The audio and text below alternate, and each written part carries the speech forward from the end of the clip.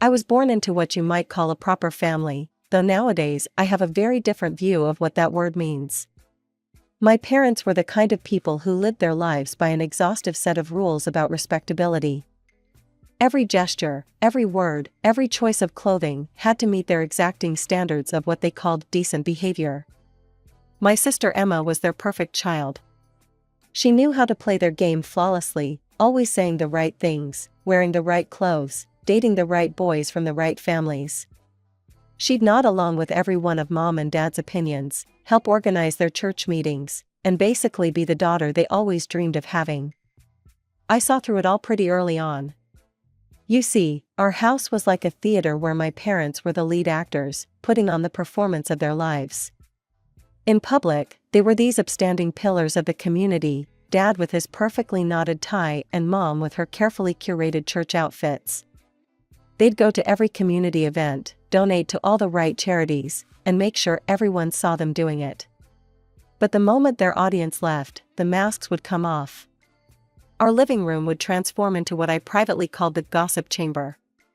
Mom's friends would come over for coffee, and that's when the real show would begin. "Did you see what the Hendersons were wearing to church?" Mom would start, stirring her coffee with perfectly practiced disdain. "And their daughter, running around in those shorts. Someone needs to teach that family about modesty."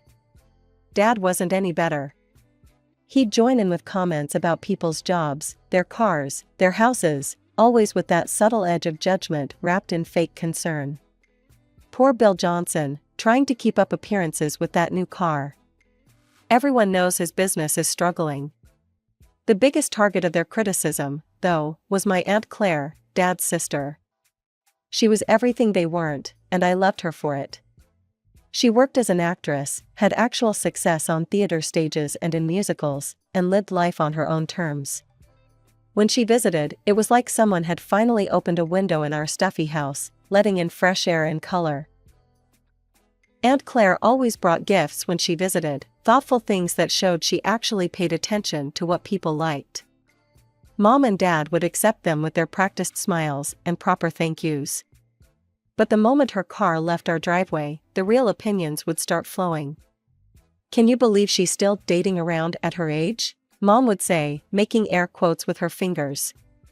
"Living in sin, that's what it is. No husband, no children, what kind of life is that for a woman?" "And these gifts," Dad would chime in, holding up whatever lovely thing Aunt Claire had brought. "You'd think with all that theater money, she could afford something better. But no, she's too busy spending it all on herself." They'd go on and on about how much money she must be making from her shows, how she could afford designer clothes but brought them cheap presents, how she was setting a bad example by choosing career over family. It was like they had a catalog of criticisms, just waiting to be unleashed the moment she left. I was 7 when everything changed. It was one of those typical afternoons at our house. Mom was hosting her weekly tea with her gossip circle. I was playing with my dolls in the corner of the living room, supposedly out of earshot, when I heard them talking about Aunt Claire again. "She's nothing but a loose woman," Mom said in that whispered tone she used for her nastiest comments. Her friends all nodded knowingly, making little shocked sounds while clearly enjoying every moment. I sat there with my doll frozen in my hands, puzzling over those words. I'd heard them call Aunt Claire many things before, but this was new. The way they said it made it sound awful, but I couldn't figure out why. It bothered me for weeks. When Aunt Claire came for her next visit, I waited until we were alone in the kitchen. She was helping me reach the cookie jar on the top shelf, just like always. "Aunt Claire," I said, fiddling with my cookie, "what's a loose woman?" "That's what Mom and her friends call you when you're not here." The cookie jar nearly slipped from her hands. She set it down carefully, but I could see her hands shaking.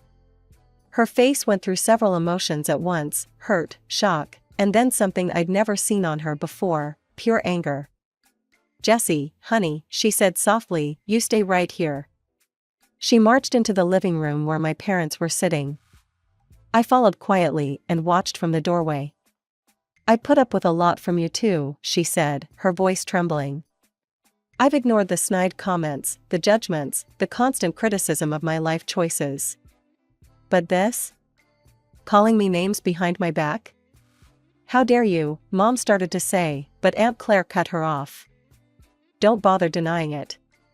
I've heard about the things you say when I'm not here.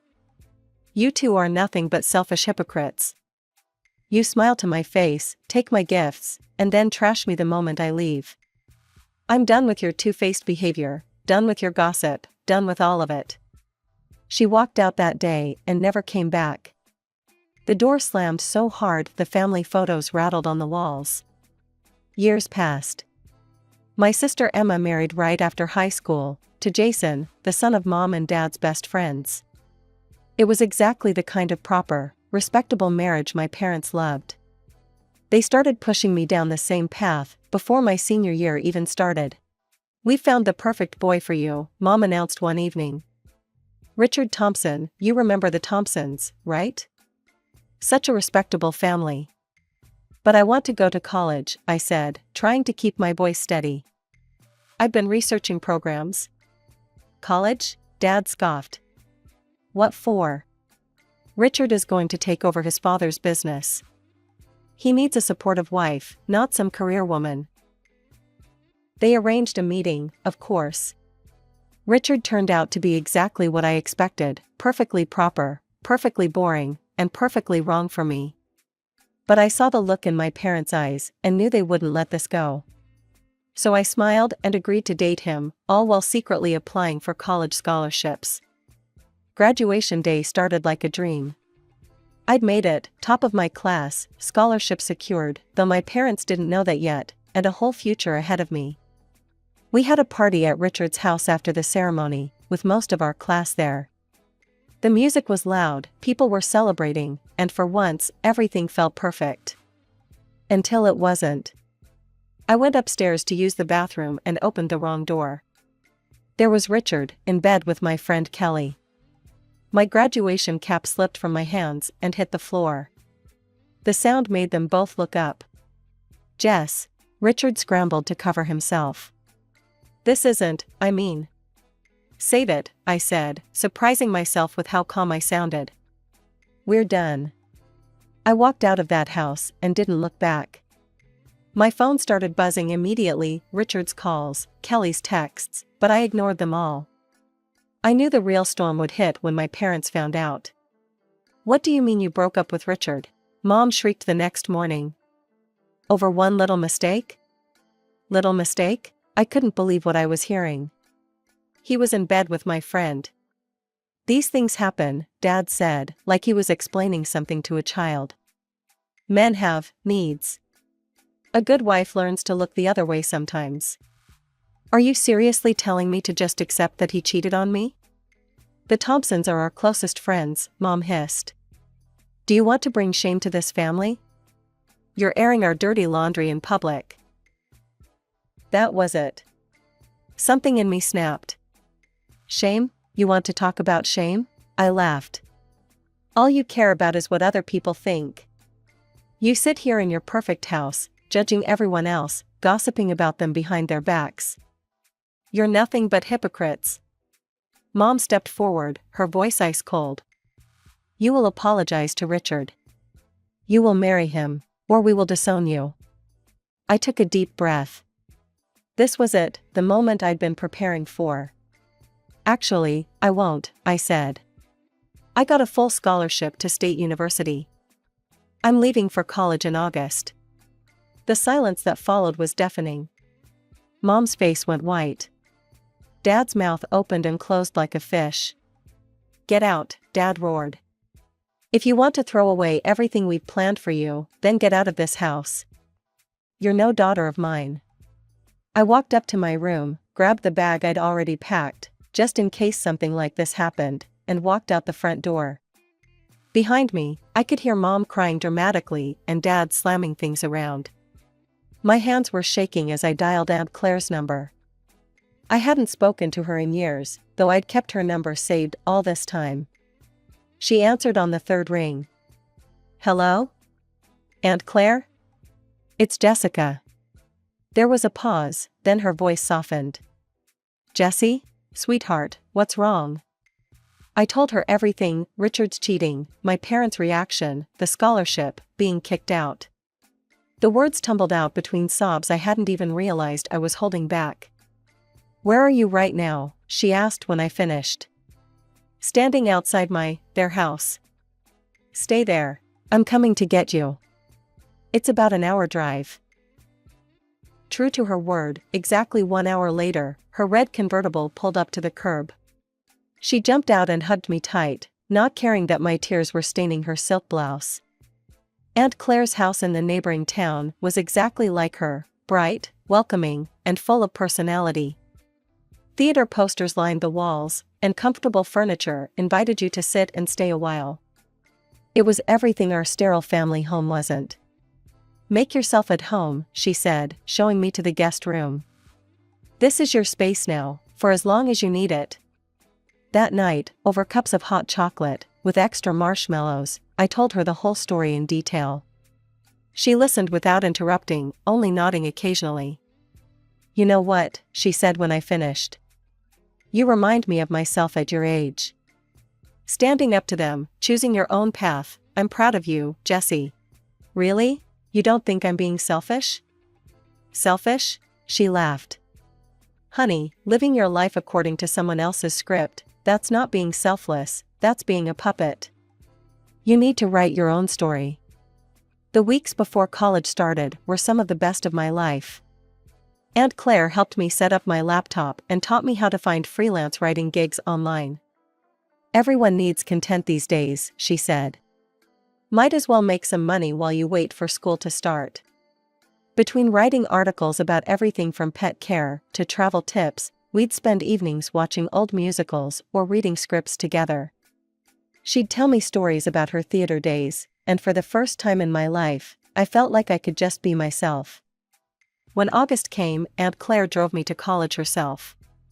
She helped me carry boxes up to my dorm room, arranged my desk just right, and made my bed with the new sheet she'd bought me. "Now remember," she said before leaving, "this is your adventure. Make it count." I threw myself into my business management classes, determined to make her proud.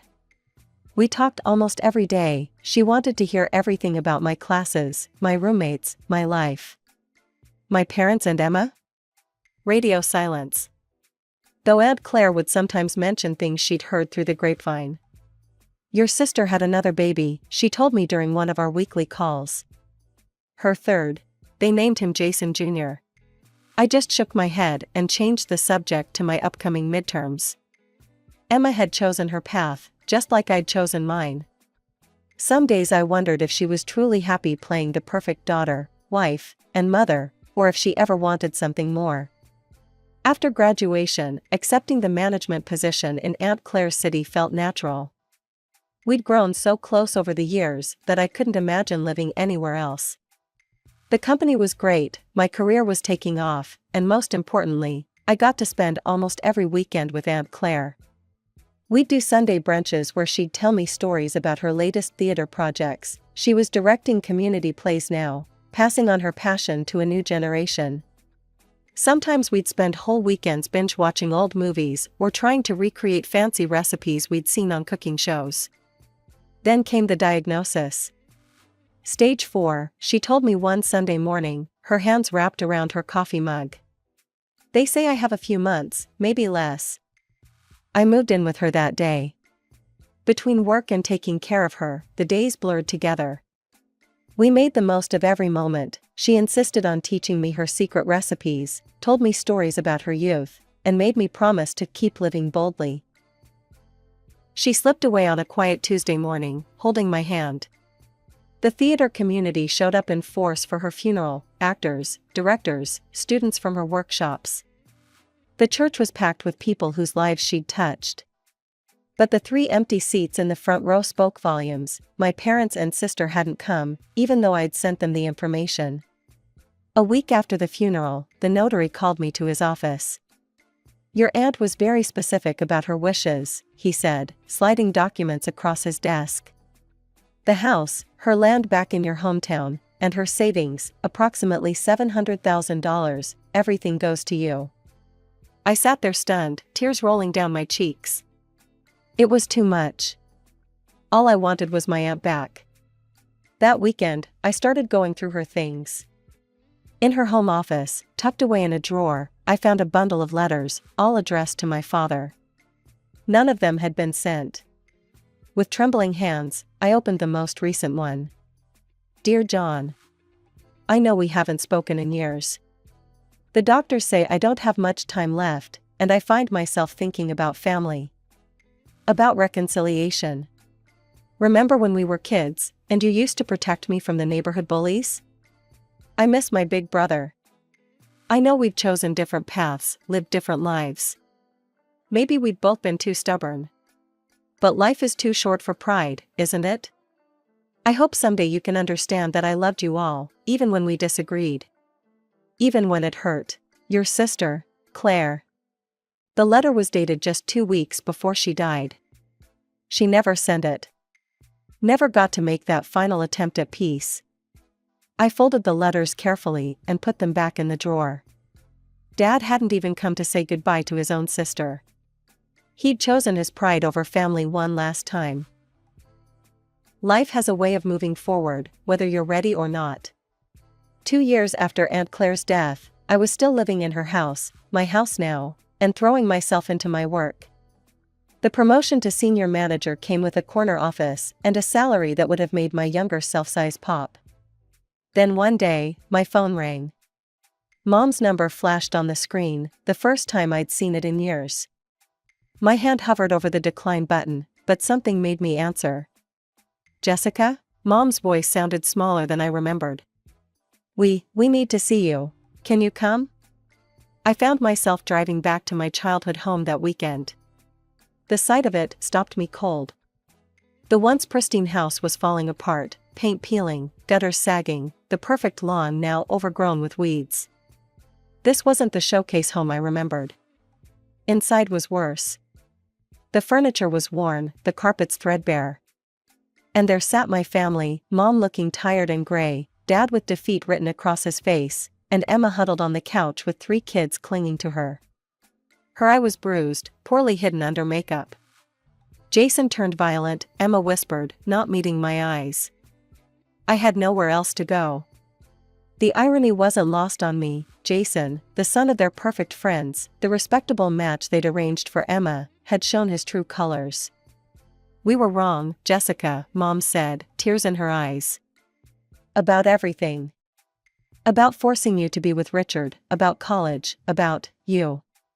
Dad nodded, though it clearly pained him to admit it. We shouldn't have tried to force either of you into those marriages. Look where our precious reputation got us. I can barely keep the lights on. They explained how Dad's business had failed, how their friends had abandoned them when times got tough, how they couldn't even afford to fix the leaking roof. I wrote them a check for $10,000 right there. For repairs, I said. No strings attached. After that, I started visiting regularly, always bringing something, groceries, clothes for the kids, new appliances when the old ones broke down. My parents were grateful, perhaps truly. I tried not to question it too deeply. But one night, looking at Aunt Claire's photo on my mantel, I made a decision. The land she'd left me in my hometown was just sitting there, unused. I contacted an architect the next day. I need a house, I told her. Something big enough for a multi-generational family. 4 bedrooms minimum, plenty of play space for kids, a proper kitchen for family meals. The plans she drew up were perfect, a modern home with everything my family needed. I hired the construction crew that week, swearing them to secrecy. Every time I visited my parents, I could see the old house crumbling more, and I'd smile to myself, knowing what was being built just across town. As the new house took shape over the months, something else was taking shape too, a pattern I should have recognized sooner. What started as genuine gratitude from my parents slowly morphed into expectation, then entitlement. The first shift was subtle. Instead of thank yous for whatever I brought, I started getting comments like, "Oh, we were hoping for the other brand," or "We really needed something else instead." Then came the direct requests. Mom would call with shopping lists, not even bothering to phrase them as questions anymore. We need a new washing machine. The one at Sears is on sale. Can you pick it up this weekend? Dad joined in too. Your sister's kids need new school clothes. The good stuff, not the cheap things from the discount store. The requests grew bigger, more frequent, more demanding. A new TV, because the old one wasn't smart enough. A complete set of patio furniture because what will people think of our backyard? Kitchen renovations, because the counters were embarrassingly outdated. Then came the call about their 35th wedding anniversary. They were planning a big celebration at Le Maison, the fanciest restaurant in town. All their old friends were invited, the ones who'd supposedly abandoned them in their time of need but were now back in the picture. I thought it would be the perfect occasion to surprise them with the house. The construction was complete, the interior decorated, everything ready for them to move in. But a week before the party, Mom called. Jessica, she said, not bothering with hello, your father and I have been talking. For our anniversary, we need a new car. It's $60,000. Excuse me? I nearly dropped my coffee mug. Well, we can't keep driving that old Toyota. What will people think? And you're doing so well now, surely you can afford it. Mom, I already have a gift planned for you and Dad. What could be more important than this? Her voice turned sharp. We're your parents. We sacrificed everything for you. The least you can do is make sure we have a decent car. Le Maison was exactly the kind of place my parents loved, all crystal chandeliers and white tablecloths, perfect for showing off to their social circle. I walked in carrying the house documents in a silver gift envelope, my heart racing with anticipation despite the tension from Mom's recent demand.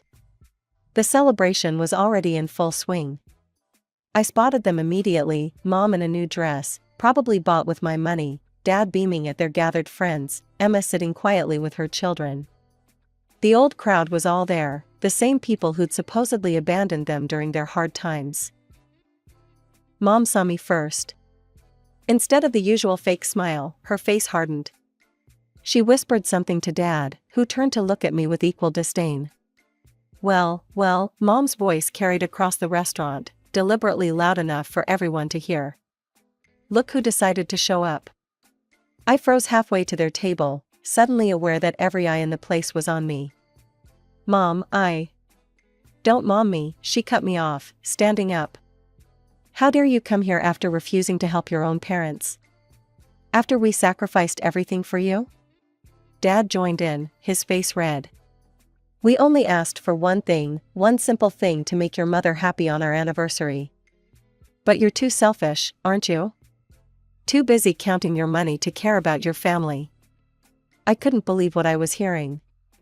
The room started spinning slightly.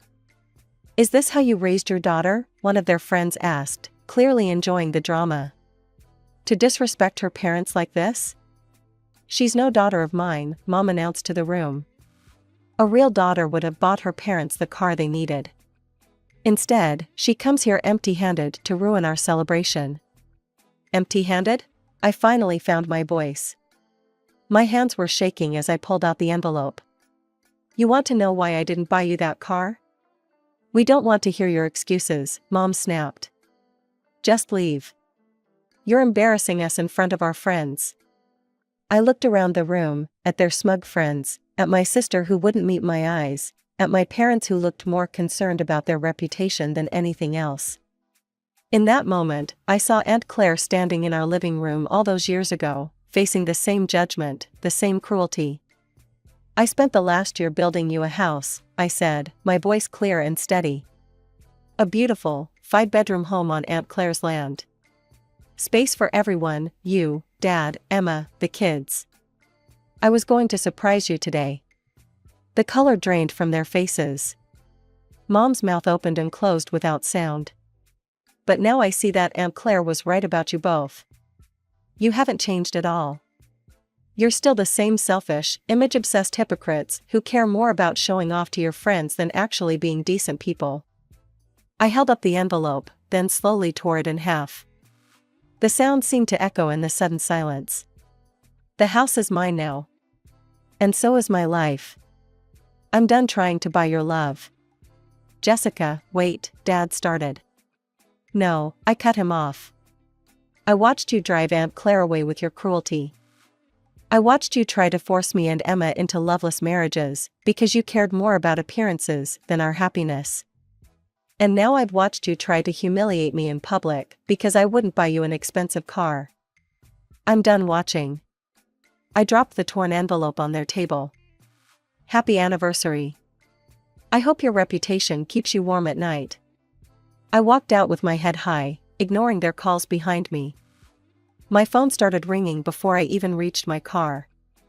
Then the texts started coming, Mom, Dad, Emma, even their friends, all suddenly realizing what they'd lost. I blocked them all. I never saw my parents again. I heard things through the grapevine sometimes, about how they lost their house, about Emma struggling to raise her kids alone, about their friends abandoning them again when the money ran out. But those weren't my stories anymore.